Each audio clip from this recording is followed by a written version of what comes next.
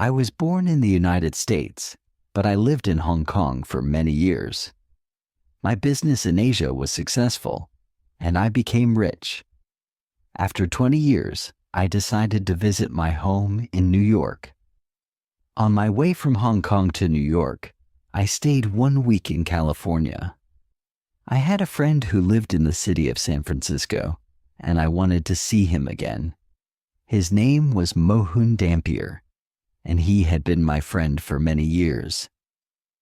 We had written many letters to each other, but recently, I have not received any news from him. Dampier had never had a job. His father gave him a little money, so Dampier had never worked. Dampier was a superstitious man. He believed that luck or magic could make things happen in his life.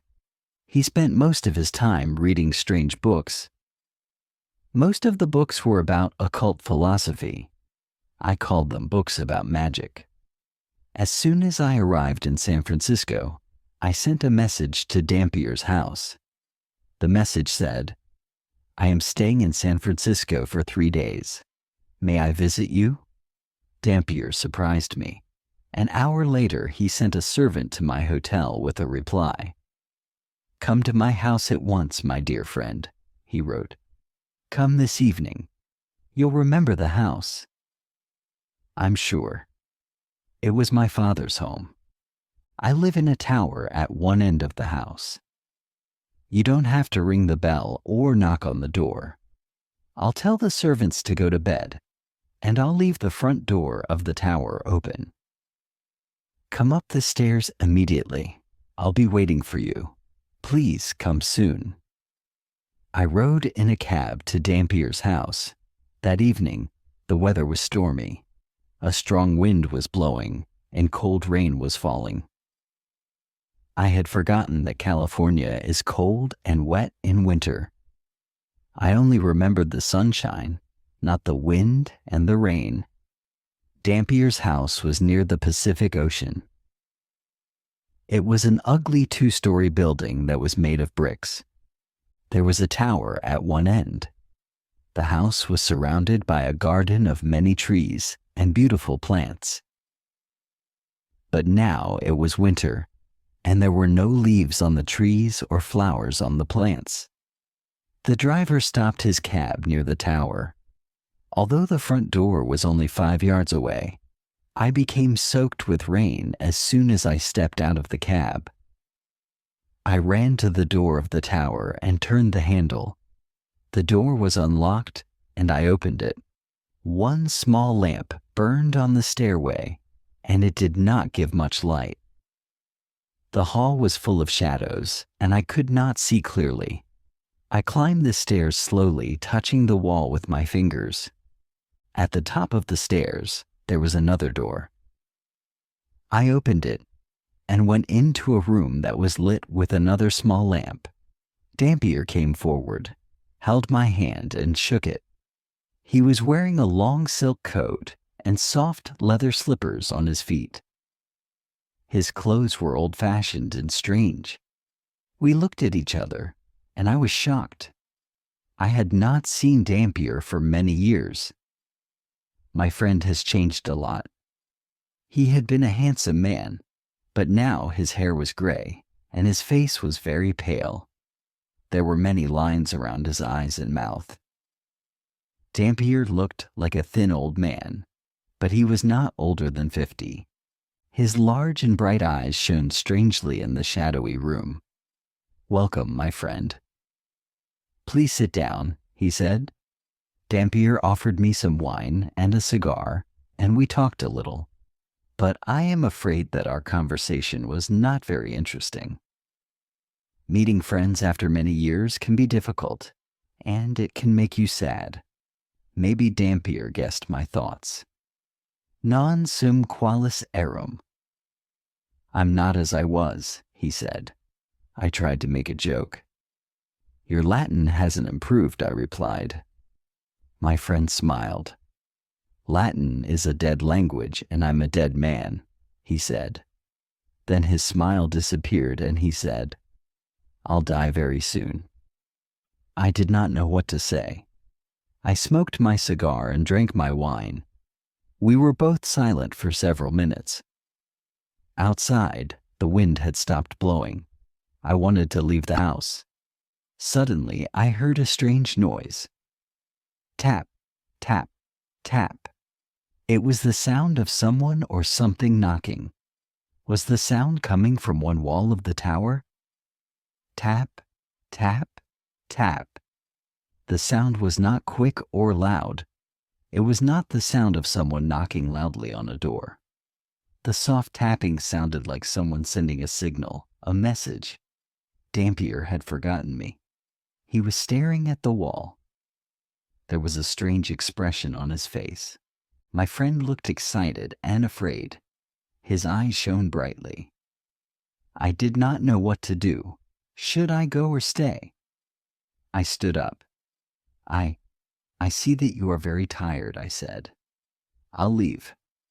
May I visit you tomorrow? Dampier turned his head and looked at me. Please stay, he said. There's no problem. Nobody is there. He walked to a small window and opened it. I had not noticed the window earlier. Look, he said. I walked across the room and looked out of the window. I could see nothing except the light of a street lamp and rain falling. No one was standing outside. There was no one near the wall of the tower. Please don't leave me, said Dampier. I must tell you a story.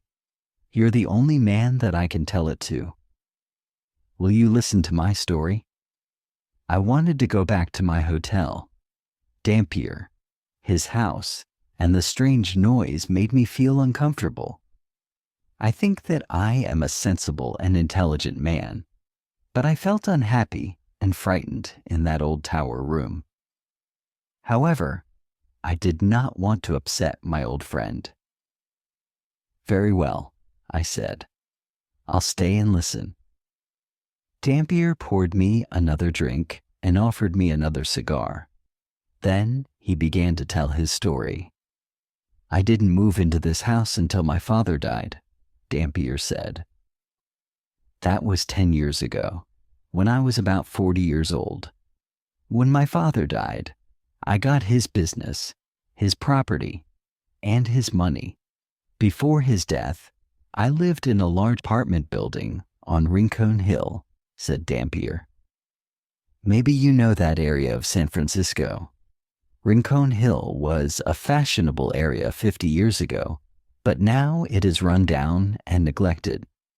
The owner of the apartment building rented out many of its small rooms. The walls of the rooms were thin. You could almost put your hand through them. I was lucky, Dampier went on. The rent was cheap, and I had a large room in the building. No one visited me, and no one disturbed me. I could study my books quietly. I lived happily on Rincon Hill. One morning as I was leaving the apartment, I saw a young girl, Dampier continued. It was a warm day in June. She was wearing a white dress and a straw hat. There were brightly colored flowers and ribbons around the brim of the hat. Then I saw the girl's face. It's difficult to find words to describe it. Her face was strange and beautiful. I had never seen such a beautiful face before. Without thinking, I lifted my hat and bowed. She looked at me with shining brown eyes, but she didn't speak. I knew that she was pleased to see me, but she didn't smile. She went into the house and shut the door. I stood and stared at the closed door. Would I see her again? Should I speak to her? Would she speak to me? Maybe you think that these are the thoughts of a much younger man, said Dampier. And maybe you're right. But these feelings were new to me. I'd never been in love before. I'd spent too many years with books and too little time with people. Now I believe that you're my only friend. Soon, none of this will matter. I don't feel foolish when I talk to you. Dampier stopped speaking for a few moments. Then he went on with his story. The next day, I waited in my apartment. For many hours, I stared out of the window. I watched the street, but the girl didn't come out of the building. I didn't know her name, so I couldn't ask anyone about her. That night, I couldn't sleep. The next morning, I sat by the window again and waited. Then suddenly she came out of the apartment building, and I went out too. But when I reached the street, she had disappeared. I didn't see where she had gone, so I walked around the neighborhood. At last, I saw her in a narrow street. We smiled at each other. She recognized me. I'm sure of that. From that time, I often went out when the girl went out. She always wore the straw hat with the brightly colored flowers and ribbons on its brim. I didn't follow her. I simply walked around the neighborhood and hoped to see her again. At last, I went to the landlady of the apartment. "Who is the girl with the pretty face and the straw hat?" I asked her. "She's my niece, sir," the landlady replied. "She's a servant in this house. She lives here because her parents are dead. She works for me. She cooks and cleans the building. I also sent her to buy our food. She lives at the top of the house. Her room is next to yours, but at the top of the other staircase." Oh, my friend. I wish that I'd never heard that piece of information, Dampier said to me. The girl's room was next to mine. She was on the other side of the thin wall. At night, I put my hand on the wall, and I thought of her. Was her bed by the wall? Was she sleeping only a few inches from my hand? I couldn't study because of the girl, said Dampier. My mind wasn't clear. I only thought about the girl. I couldn't study my books about the occult. I'd never wanted to marry, Dampier went on. I'd never wanted a wife and children. I was only interested in learning. And I could never marry a poor, uneducated servant girl. My father would never have given his permission. All my money came from my father. If he had stopped giving me money, well, what happened next? I asked. My friend looked at me sadly. I stopped waiting for her, and I stopped watching her. I only studied. I spent all my time reading my books. But one hot night, I couldn't sleep. Thoughts were racing around and around in my mind. I thought again and again about the beautiful girl. I wanted to be with her. She was only on the other side of the wall. I tapped on the wall. I tapped very gently 3 times. Tap, tap, tap. I tapped again. Tap, tap, tap. Then I felt foolish. I was behaving like a boy who was in love for the first time. I got out of my bed and began to study my books. I was reading a strange book, Dampier said. It was a book of occult philosophy by Necromantius. You would call it a book of magic and superstition. In his book, Necromantius describes how to be a fortune teller. Necromantius also wrote about strange and terrible things that happen 3 times. When these things happened 3 times, death would come. Necromantius called this a fatal triad. I believe that a fatal triad has happened to me. Why? I asked. What happened? While I was alone reading that strange book by Necromantius, said Dampier, I heard a sound. It was a soft tapping sound. It came from beyond the wall. It was the answer to my own signal. Tap, tap, tap. I knew that the pretty servant girl was sending a message to me. She wanted me to come to her. I ran to the wall and tapped my signal again. Tap, tap, tap. But after that, there was silence. She didn't reply to any of my other signals. I listened for many hours, but I heard nothing more. For many days after this, I looked for the girl, Dampier said, but I never saw her again. I tried to forget her. Then one evening, I went to bed early because I was very tired. In the middle of the night, I awoke suddenly. I heard a soft sound. I opened my eyes and sat up. I heard a soft tapping on the wall beside the bed. In a few moments, it was repeated. Tap, tap, tap. I was going to reply to the signal. Then I stopped. The girl hadn't replied to my last messages. I would not reply to her now.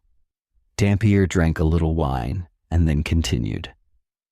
I lay in bed listening, he said. But I didn't reply. At last, I must have slept.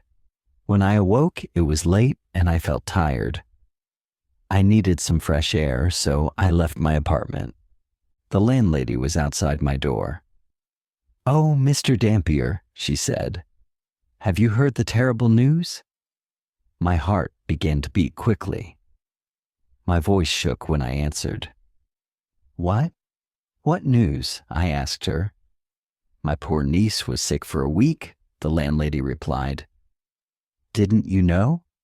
I've seen you watching her. Didn't you know that she was ill?" I was shocked, said Dampier. I didn't know what to say.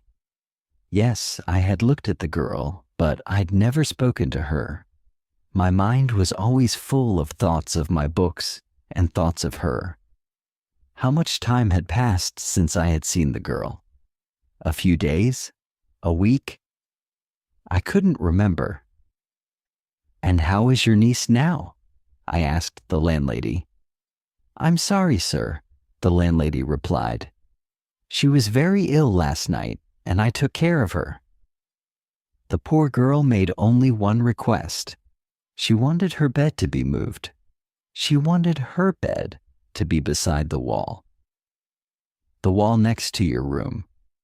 So we moved her bed. This made her feel happier. A poor thing. Then she touched the wall and smiled. A few hours later, she died. The expression on Dampier's face was terrible. There were tears in his eyes as he continued his story. "When I heard this news, I nearly died too," said my friend. I didn't know what to say. What had I done? I had sent my thoughts to the girl, and she had answered. I had not called out in words. I had used occult philosophy magic to send her a message. Dampier was silent for a few minutes. Then he went on.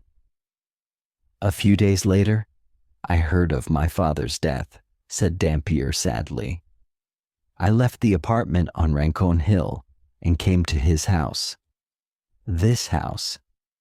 It's been my home since then. I've been waiting here in this tower for 10 years. I've been waiting for a visitor. I wasn't expecting to see you, but your visit wasn't a surprise. Necromantius tells us how signs are repeated 3 times. You've heard my story. You must decide if my story has happened because of a fatal triad. I heard the tapping twice before. The first time, I tried to find the person who made the noise. The second time, many signals were sent to me, but I didn't reply. Now you've heard the tapping too. That was the third time. The fatal triad is complete." I stood up and shook Dampier's hand. My friend knew that I understood his sadness and pain. He pressed my hand with his fingers and smiled. I said good night. There was nothing more to say. The next morning, a servant came from Dampier's house. He brought a sad message for me. My friend, Mohun Dampier, had died in the night.